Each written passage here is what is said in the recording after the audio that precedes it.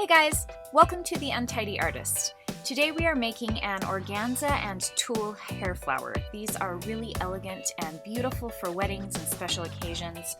Let's grab our supplies. First off, you'll need a copy of the pattern that you can find in the comments below. So download it, trace it onto a piece of paper, and cut it out. You'll need some organza fabric. This piece is 45 inches long by about 12 inches wide. You'll need some tulle. This came on a spool, so it's 6 inches wide. You can use just plain. I'm using 2 different colors of purple that are sparkly. Using different colors adds more dimension to the flower, so mix it up however you like. Some felt and a clip for the back, a needle and some thread, and you want the thread to match the color of the flower. And for the center of the flower, I have beaded trim or some sparkly rhinestone buttons. And then a ruler, sharp scissors, and some pins. The first step is to grab your organza fabric and you are going to cut out 12 flowers using the pattern. The flowers are around 5 inches in diameter, so I find it's easy if I just overlap the fabric back and forth at about 6 inches and cut out my 12 flowers from that. Another tip with organza is to make sure you use a lot of pins. The fabric likes to slide around a lot, so you'll want it to stay into place while you're cutting and definitely while you're sewing and assembling your flower.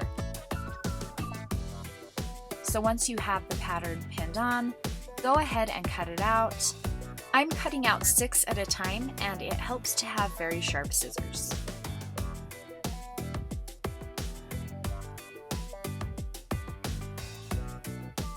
And then use your pattern to cut out the next 6 flowers, so you have 12 flowers cut out of the organza.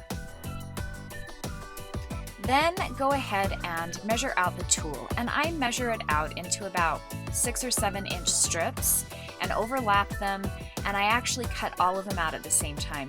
You'll want 6 of the lighter purple tulle and 6 of the darker. If you're not using 2 different colors, just make sure that you have 12 flowers cut out of the tulle. And now we're ready to assemble. Now, starting with the organza flower, we're going to start making little piles of the flowers. So you'll layer them. You'll do an organza and then 2 of the tulle and then another organza. So you're starting with the organza and ending with the organza, and then pin it together so it doesn't move around, and you'll do that with all of the flowers until you have 6 different piles. Then you're going to take those piles and, alternating the layers, layer them on top of each other. I found that it was easiest to overlap 3 and pin them together, and then take my next 3 stacks and overlap those and pin it together.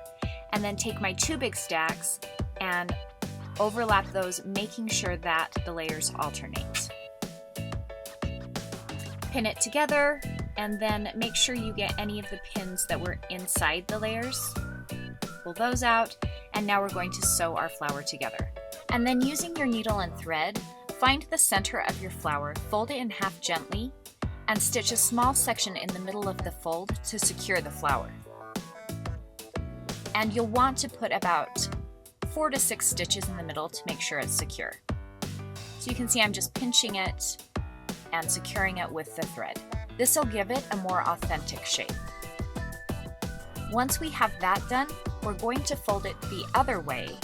So essentially you're making an X in the back with your thread. Secure it with 6 more stitches. And don't cut off your thread just yet. We're going to use it to add the center to our flower. So you can see it gives it a lot of dimension and makes it look really pretty. So this is what it would look like. I've done some with the beaded trim.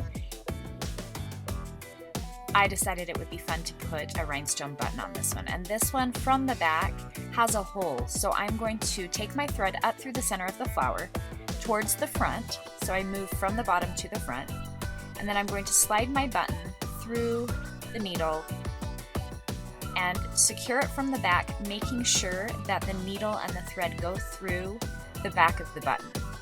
And I take that through several times and then just knot it off tightly.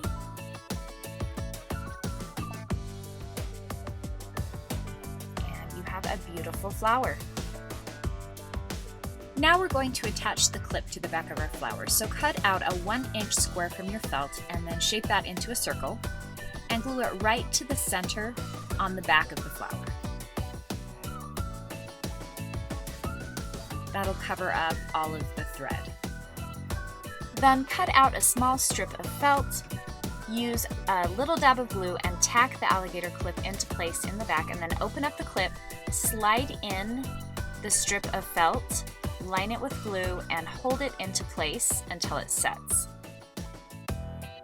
You can separate the layers of the flower to give it a more full effect, and that's it. You have a beautiful, beautiful flower. I think these would be gorgeous for a wedding, really pretty with a birdcage veil, and obviously really fun for special occasion. If you have any comments or questions, please post them in the comments below. I would love to hear from you. Give this a thumbs up if you liked it, check out some of my other tutorials, and please subscribe.